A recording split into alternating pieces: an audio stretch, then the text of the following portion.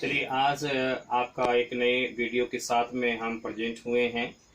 10th economics का दूसरा chapter राज्य एवं राष्ट्र की आय से आज हम लोग कुछ और क्वेश्चन करेंगे।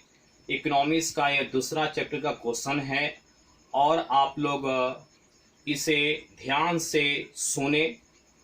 इसके साथ ही नेक्स्ट वीडियो पाने के लिए, अगला वीडियो पाने के लिए सब्सक्राइब जरूर करें, अब बेल का बटन दबाएं, लाइक करें अगला वीडियो पाने के लिए। तो अगला वीडियो पाने के लिए आप सब्सक्राइब जरूर करें, लाइक करें और बेल का बटन जरूर दबाएं। धन्यवाद।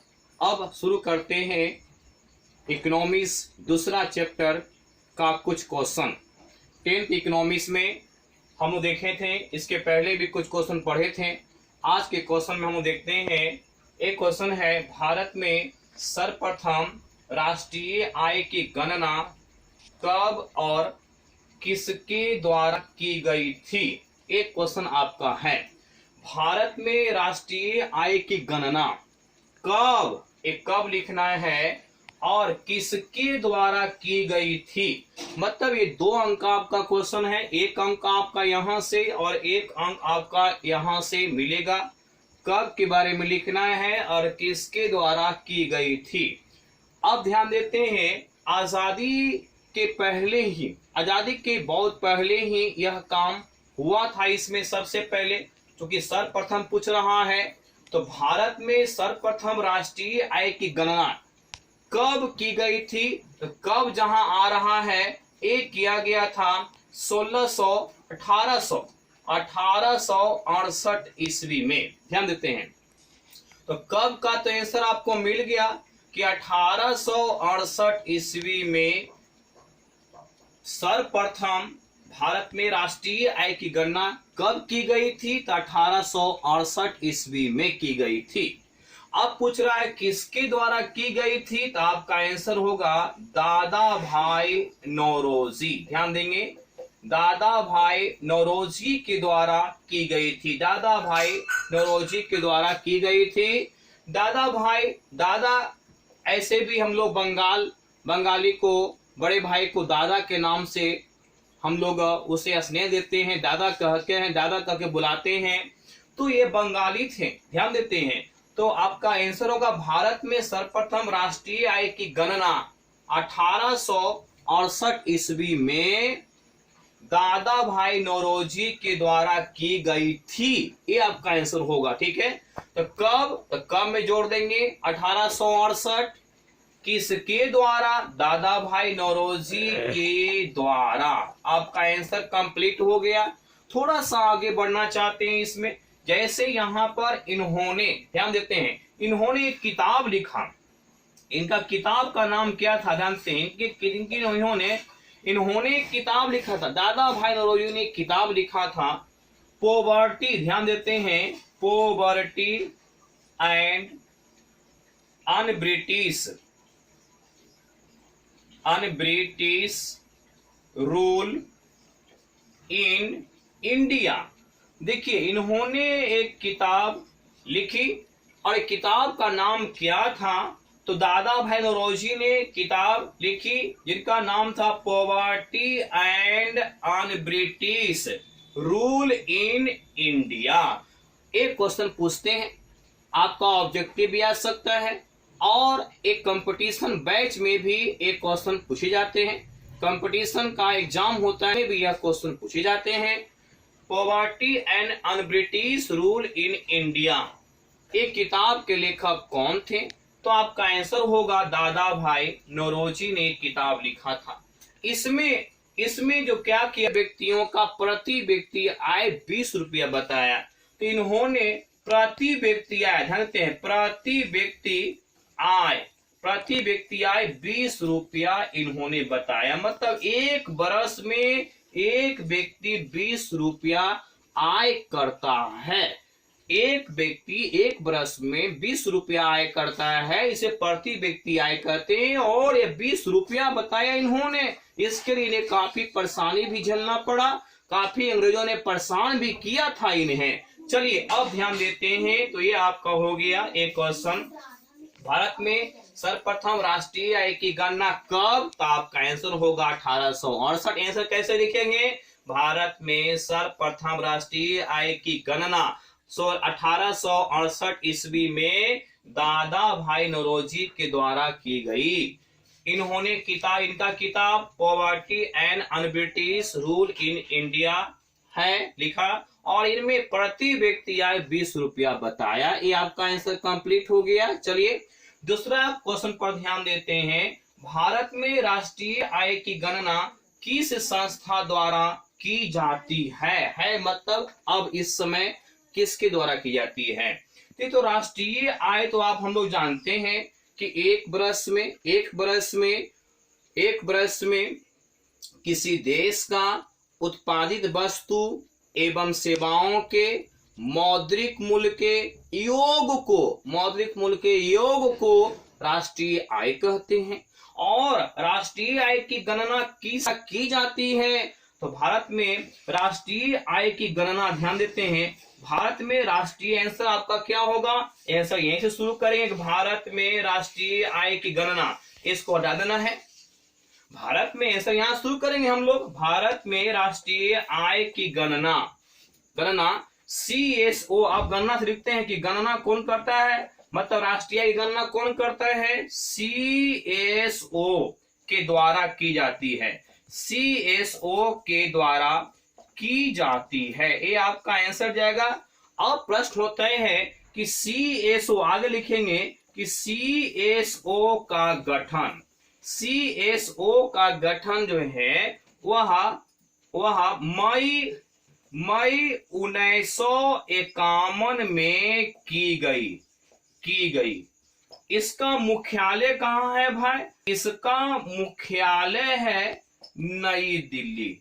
अब देखिए ये आपका आंसर और जुड़ गया और आपका आंसर यह मजबूत हो गया है यहाँ पर। तो ये दिमाग में रखते हैं। इसमें हम लोग भारत में राष्ट्रीय आय की गणना किस संस्था द्वारा की जाती है? आपका आंसर होगा गणना के CSO के द्वारा की जाती है। किसकी गणना कर रहा है? तो राष्ट्रीय आय की गणना कर रहा है। CSO का गठन कब किया गया? तो मई 1951 ईस्वी में की गई और इसका मुख्यालय कहाँ है? नई दिल्ली में है। तो यहाँ पर CSO का गठन मई 1951 में की गई और इसका मुख्यालय कहाँ है? नई दिल्ली में है। ये दिमाग में हम लोग रखेंगे। अब एक ही दिमाग में आपका आ रहा होगा कि सर CSO का मतलब क्या, इसका पूरा नाम क्या होता है? तो ध्यान देते हैं, इसमें CSO है दिया हुआ। CSO तो C का मतलब हो गया सेंट्रल हो गया, और एस का मतलब क्या हो गया? ध्यान देते हैं, एस का मतलब हो गया स्टैटिस्टिकल हो गया, और ओ का मतलब क्या हो गया? तो ओ का मतलब हो गया ऑर्गेनाइजेशन हो गया। आप पूछेंगे सर इसका हिंदी क्या होता है? तो सेंट्रल का मतलब हो गया केंद्रीय, आप जानते हैं। स्टैटिस्टिकल का मतलब हो गया सांख्यिकीय, ऑर्गेनाइजेशन का मतलब हो गया संगठन। केंद्रीय सांख्यिकीय संगठन आपका यहाँ हिंदी होगा। इसको हिंदी में क्या कहेंगे? तो केंद्रीय कहेंगे, सांख्यिकीय कहेंगे, और ये होगा संगठन। तो CSO का पूरा नाम केंद्रीय सांख्यिकीय संगठन होता है। तो आपका आंसर इसमें क्या है? पुनः एक बार रिपीट करना चाहते हैं। क्वेश्चन है भारत में राष्ट्रीय आय की गणना किस संस्था द्वारा की जाती है? आंसर, भारत में राष्ट्रीय आय की गणना CSO के द्वारा की जाती है। CSO का गठन मुख्यालय नई दिल्ली में है। CSO का पूरा नाम सेंट्रल स्टैटिस्टिकल ऑर्गेनाइजेशन होता है। इसे हिंदी में केंद्रीय सांख्यिकीय संगठन कहते हैं। ये दिमाग में आपका होना चाहिए। चलिए, तो ये आपका 2 क्वेश्चन अभी हम लोग पढ़ लिए हैं। इसके बाद में आपका एक तीसरा क्वेश्चन पर हम लोग गौर करेंगे। चलिए, तीसरा क्वेश्चन क्या है उस पर हम लोग गौर करेंगे। तो तीसरा क्वेश्चन आपका है कि भारत में देखते हैं,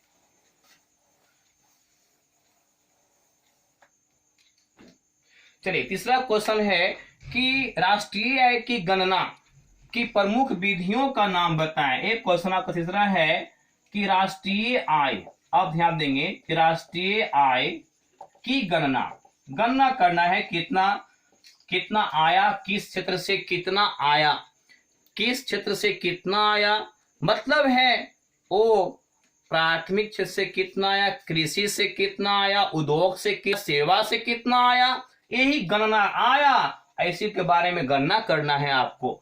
तो राष्ट्रीय आय की गणना की प्रमुख विधियों का नाम बताएं। एक क्वेश्चन आपका पूछ रहा है, प्रमुख विधियों का नाम बताएं। नाम बताने के लिए कर रहा है, प्रमुख विधियों का नाम बताना है आपको। तो कहता है कि राष्ट्रीय आय की गणना करना है, इसकी विधि का नाम बताना है, कौन कौन विधि से राष्ट्रीय आय की गणना की जाती है। तो राष्ट्रीय आय हो गया, एक गणना करना है, इसके लिए विधि कौन सा है, तो इसकी विधि का नाम आप लोग जानते भी होंगे। ध्यान देते हैं तो राष्ट्रीय आंसर में क्या लिखाएगा, राष्ट्रीय आय की गणना की प्रमुख विधियां, आंसर में लिख के डैश दे देंगे। तो गणना की प्रमुख विधियां हो गया, मतलब राष्ट्रीय आय की गणना की प्रमुख विधियां, प्रमुख जो क्वेश्चन था वही आंसर में आ रहा है, जो क्वेश्चन था वही आंसर में लिखेंगे हम लोग कि राष्ट्रीय आय की गणना की प्रमुख विधियां क्या क्या है इसमें। तो पहले हम लोग किसी वस्तु का उत्पादन करते हैं तो इसमें हो जाएगा उत्पादन गणना विधि। ध्यान देंगे, बहुत हल्का है, उत्पादन गणना विधि हो जाएगा। अगर यहाँ पर उत्पादन करेंगे तो उसको बेचेंगे तो क्या हमको होगा, आय होगा, तो आय गणना विधि कर देंगे, आय गणना विधि हो गया।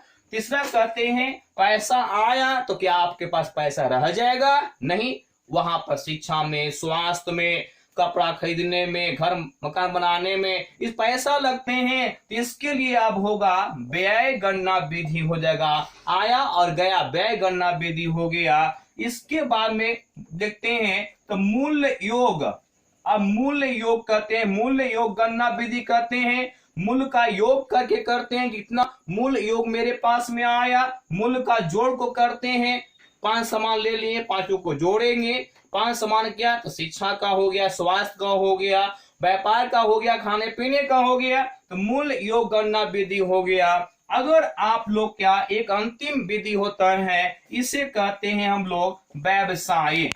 अब व्यावसायिक हो गया, अब ट्रेडिंग हो गया, क्या क्या व्यवसाय करते हैं उससे कितना कितना आपको पैसा आता है। तो आपका तीसरा क्वेश्चन हो गया राष्ट्रीय आय की गणना की प्रमुख विधियों का नाम बताएं। पहला उत्पादन गणना विधि हो गया, आय गणना विधि हो गया, व्यय गणना विधि हो गया, मूल्य योग गणना विधि हो गया, व्यवसायिक गणना विधि हो गया। तो ये विधि का आपको नाम बताना है। इसमें उत्पादन अर्थात उत्पादन जो क्या करता है, किस क्षेत्र में कितना उत्पादन हुआ, फसल में कितना, तो फसल में तिलहन में कितना हुआ, दलहन में कितना हुआ, अनाज में कितना हुआ, मोटे अनाज में कितना हुआ, इस तरह का उत्पादन।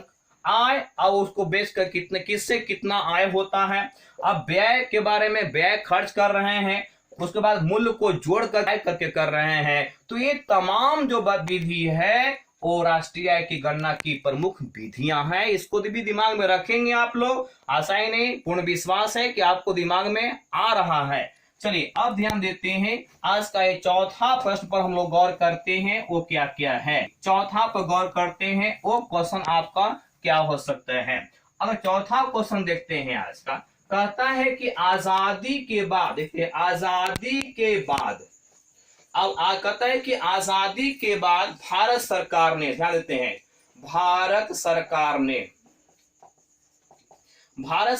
आजादी के बाद भारत सरकार ने कब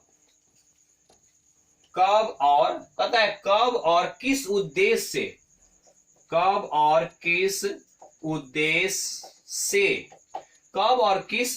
से राष्ट्रीय आय का गठन किया। अब देखिए एक क्वेश्चन आपका बन रहा है इकोनॉमिक्स से, और ये आज का चौथा क्वेश्चन है। आजादी के बाद, आजादी कब मिली, सबको जानते हैं, विधिवत रूप से 15 अगस्त 1947 को हमें आजादी मिली। तो आजादी के बाद करा 1947 के बाद भारत सरकार ने कब कब कर रहा है, कब और किस उद्देश्य से राष्ट्रीय आय का गठन किया, राष्ट्रीय आय का गठन किया।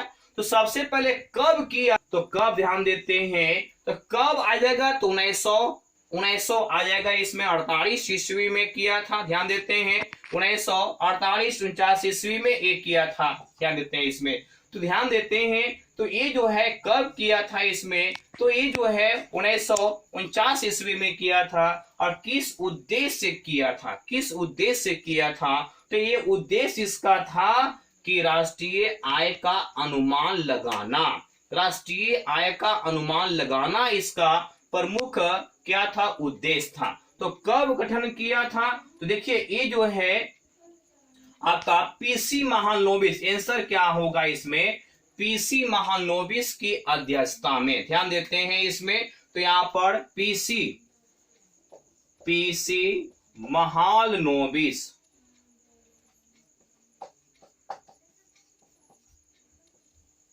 पीसी महालनोबिस की अध्यक्षता में, पीसी महालनोबिस की अध्यक्षता में कब किया था, तो 1949 ईस्वी में, 1949 ईस्वी में क्या किया, वह राष्ट्रीय आय महालनोबिस की अध्यक्षता में 1949 ईस्वी में राष्ट्रीय आय का गठन किया।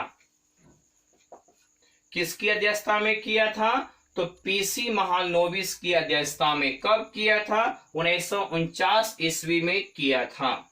अब कहता है इसमें किस उद्देश्य से, तो उद्देश्य लिख देंगे, क्या सरकार का क्या उद्देश्य था, तो राष्ट्रीय आय का अनुमान लगाना था, अनुमान लगाना, यही इसका उद्देश्य था कि हमारे देश का आय कितना है इसका अनुमान लगा दीजिए, इसका अनुमान लगा दीजिए। अब जो है यह अपना रिपोर्ट, ध्यान देते हैं, ये रिपोर्ट जारी कब किया, तो रिपोर्ट जारी किया 1951 में रिपोर्ट जारी किया था यह। तो 1951 में यह रिपोर्ट जारी किया था, इसमें 1951 में यह रिपोर्ट जारी किया था।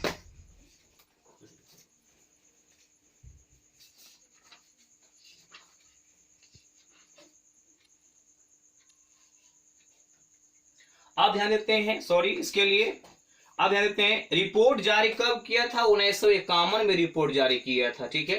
तो ध्यान देते हैं उद्देश्य क्या था, राष्ट्रीय आय का अनुमान लगाना। चलिए, तो इसका आंसर क्या हो गया, आजादी के बाद, तो पीसी महालनोबिस की अध्यक्षता में, किसकी अध्यक्षता में, पीसी महालनोबिस की अध्यक्षता में 1949 ईस्वी में राष्ट्रीय आय का गठन किया गया। कौन किया, सरकार ने किया। उद्देश्य क्या था, राष्ट्रीय आय का अनुमान लगाना, यह उद्देश्य था। रिपोर्ट जारी कब किया, 1951 में। यह जो है आपका यह आय समिति जो है, राष्ट्रीय आय समिति, आजादी के बाद भारत सरकार ने कब और किस तरह से राष्ट्रीय आय समिति छूट गया था यहाँ पर, राष्ट्रीय आय समिति। चलिए, पीसी महालनोबिस की अध्यक्षता में 1949 ईस्वी में राष्ट्रीय आय का गठन किया गया। आय समिति जुट जाएगा यहाँ पर। चलिए, उद्देश्य क्या है, राष्ट्रीय आय का अनुमान लगाना। रिपोर्ट जारी कब किया, 1951 ईस्वी में रिपोर्ट जारी कर दिया। और उसने क्या बताया, उसने पहला रिपोर्ट जारी किया और पहला बताया कि राष्ट्रीय आय कितना है। तो यह राष्ट्रीय आय कितना है ये बताया, राष्ट्रीय आय। तो राष्ट्रीय आय 48-49 के आधार पर बताया था। राष्ट्रीय आय कितना बताया था, राष्ट्रीय आय बताया 8650 करोड़ रुपया, ये राष्ट्रीय आय बताया था। और उस समय प्रति व्यक्ति आय कितना बताया था, तो उस समय का प्रति व्यक्ति आय था लगभग 247 रुपया, मतलब 246 रुपया 90 पैसा। तो ये अप्रॉक्स लेके चलते हैं कि लगभग 247 रुपया। तो राष्ट्रीय आय बताया उस समय 8650, मतलब 8650 करोड़ रुपया, ये राष्ट्रीय आय बताया एक साल का। अब प्रति व्यक्ति आय बताया 246 रुपया 90 पैसा। तो ये आपका हो गया कि आजादी के बाद भारत सरकार ने कब और किस उद्देश्य से राष्ट्रीय आय समिति का गठन किया? तो आपका जवाब होगा पीसी महालनोबिस की अध्यक्षता में भारत सरकार ने 1949 ईस्वी में राष्ट्रीय आय समिति का गठन किया। ये सबसे पहले किया था। इसका उद्देश्य क्या था? राष्ट्रीय आय का अनुमान लगाना। रिपोर्ट जारी कब किया? 1951 ईस्वी में। इसने 1948-49 का आधार बना के किया। राष्ट्रीय आय बताया 8650 करोड़ रुपया, जबकि प्रति व्यक्ति आय बताया 2 रुपया 90 बताया। तो ये आपका इंपॉर्टेंट क्वेश्चन हो सकता है, इसको दिमाग में आप रख लेंगे। तो इसके बाद का आय का क्वेश्चन करेंगे, एक क्वेश्चन और हम लोग करेंगे, और वह क्वेश्चन आपका इंपॉर्टेंट इसलिए भी है क्योंकि प्रत्येक एग्जाम में यह पूछता भी है। ध्यान देते हैं, ये 5वां आपका क्वेश्चन है। इसमें शॉर्ट फॉर्म और फुल फॉर्म पूछता है, या निम्न का या इसका पूरा नाम लिखें, पूरा नाम बताएं या पूरा फॉर्म बताएं। पूरा नाम बताएं या पूरा फॉर्म बताएं। चलिए इसमें ध्यान देते हैं, ये पहला है आपका जीडीपी, जो आप पहले पढ़ चुके हैं। इसके बाद करता है जीएनपी, ध्यान देते हैं जीएनपी। इसके बाद में कहता है एनएनपी, और इसके बाद में कहता है पीसीआई, पीसीआई कहता है। इसके बाद में कहता है एनएसएसओ कह रहा है। इसके बाद में सीएसओ कह दिया है। इसके बाद में क्वेश्चन है एनआई दिए हुए हैं, और इसके बाद में दिया हुआ है ईडीआई। इसका पूरा नाम आपको लिखना हल्का है, पहले के क्लासेस में भी कुछ हम जानकारी दे चुके हैं आप लोग को। जीडीपी का पूरा नाम बताइए, आप सभी जानते हैं। जी से ग्रॉस, और डी से क्या होगा? डोमेस्टिक होगा, और पी से क्या होगा? प्रोडक्शन होगा। तो पूरा नाम लिखा गया यहाँ पर। चलिए अब दूसरा कहता है जीएनपी। जीएनपी का पूरा नाम क्या होगा? ए ग्रॉस हो गया, एन से क्या होगा? एन से नेशनल हो गया, और पी से हो गया प्रोडक्शन हो गया। तो यहाँ पर आपका जीएनपी भी देख लिए। एनएनपी क्या है? एन से हो गया नेट हो गया, और एन से क्या हो गया आप लोग जानते हैं नेशनल हो गया, और पी से क्या हो गया? तो हो गया प्रोडक्शन हो गया। चलिए आगे पीसीआई, शायद पहले भी कुछ हम इंडिकेट कर चुके, पढ़ाए थे। पर सी से हो गया कैपिटा, आई से हो गया इनकम, हिंदी में क्या? प्रति व्यक्ति आय हो गया। आगे एनएसएसओ कहता है नेशनल, एन से हो गया नेशनल, ए से हो गया सर्वे, नेशनल सर्वे, नेशनल सैंपल हो गया, नेशनल सैंपल, सैंपल मतलब नमूना, नेशनल सैंपल सर्वे, SURVEY सर्वे, और ओ से हो गया ऑर्गेनाइजेशन, मतलब राष्ट्रीय नमूना सर्वेक्षण संगठन हो गया इसका। CSO तो अभी जस्ट हम बताए हैं। सेंट्रल, C से हो गया सेंट्रल, A से हो गया स्टेटिस्टिकल हो गया, और O से हो गया ऑर्गेनाइजेशन, मतलब हो गया संगठन। चलिए आगे देखते हैं NI, इसका मतलब हो गया, N का मतलब हो गया नेशनल, I का मतलब हो गया इनकम, राष्ट्रीय आय हो गया। EDI तो इकोनॉमिक, E से हो गया इकोनॉमिक हो गया, D से क्या हो गया? डेवलपमेंट हो गया, और I से हो गया इंडेक्स।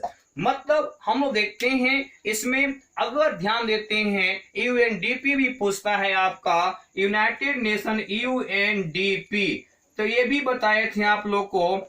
U से यूनाइटेड, N से नेशन, D से डेवलपमेंट बताए थे आप लोग को, और P से प्रोग्राम बताए थे, P से प्रोग्राम बताए थे। तो ध्यान देने की बात है, इसमें पूरा नाम बताना था इसमें। चलिए GDP अंतिम में पुनः रिपीट करना चाहेंगे। G का मतलब ग्रॉस, D का मतलब डोमेस्टिक, P का मतलब प्रोडक्शन, सकल घरेलू उत्पादन। GNP ग्रॉस नेशनल प्रोडक्शन, सकल राष्ट्रीय उत्पादन। NNP नेट नेशनल प्रोडक्शन, निवल राष्ट्रीय उत्पादन। पीसीआई पर कैपिटा इनकम, प्रति व्यक्ति आय। NSSO national sample survey organisation, राष्ट्रीय नमूना सर्वेक्षण ऑर्गेनाइजेशन मतलब संगठन, राष्ट्रीय नमूना सर्वेक्षण संगठन। सीएसओ सेंट्रल स्टैटिस्टिकल ऑर्गेनाइजेशन मतलब केंद्रीय सांख्यिकीय संगठन। नेशनल इनकम, एन आई दिया हुआ है, एन से नेशनल, आई से इनकम, राष्ट्रीय आय। ईडीआई इकोनॉमिक डेवलपमेंट इंडेक्स, अर्थव्यवस्था या आर्थिक विकास इंडेक्स हो गया, सूचकांक हो गया, सूचकांक कहते हैं इसको। UNDP United Nation Development Programme मतलब संयुक्त राष्ट्र विकास कार्यक्रम कहते हैं। एचडीआई ह्यूमन डेवलपमेंट इंडेक्स भी होता है, कहीं कहीं आप देखते होंगे ह्यूमन डेवलपमेंट इंडेक्स देता है, एचडीआई दे देगा तो आपका हो जाएगा एच से ह्यूमन और डी से क्या होगा, डेवलपमेंट होगा, डी से हो जाएगा डेवलपमेंट और आई से क्या होगा, डरना नहीं है, आई से हो जाएगा इंडेक्स सूचकांक, मानव विकास सूचकांक हो गया, ह्यूमन डेवलपमेंट इंडेक्स हो गया। तो आज के क्लासेस में हम लोग 5 प्रश्न पढ़ चुके हैं और आशा ही नहीं पूर्ण विश्वास है कि आपको समझ में बेहतर ढंग से आ गया होगा। और जो है इस वीडियो को जैसे ही आप जो है अगला वीडियो चाहते हैं, इस वीडियो को देखने के बाद अगला वीडियो आप चाहते हैं तो इस वीडियो को देखने के क्रम में आप सब्सक्राइब जरूर करें, लाइक करें, बेल जो का बटन दबाएं, जो घंटी होता है उसका बटन दबाएं, जिससे कि आपको आगे का वीडियो मिले। Thank you very much. घर पर रहिए, सुरक्षित रहिए, पढ़िए पढ़ाइए, बढ़िए बढ़ाइए और अपने हाथों को सैनिटाइज करें, महासंक्रामक की बीमारी से लड़ें और अन्य लोगों को भी इसके प्रति जागरूक करें। धन्यवाद। Thank you very much.